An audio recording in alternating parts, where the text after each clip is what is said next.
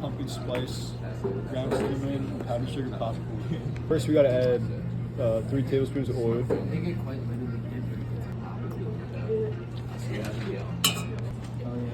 Then we're gonna add 1/3 cup of kernels.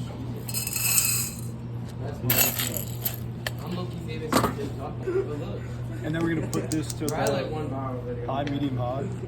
So we get the kernels going. Popcorn. Alright, turn the heat off. Look at that popcorn. Add the popcorn into the bowl. Pumpkin spice. Cinnamon. Powdered sugar. Give it a mix. Yeah, toss it. Oh yeah.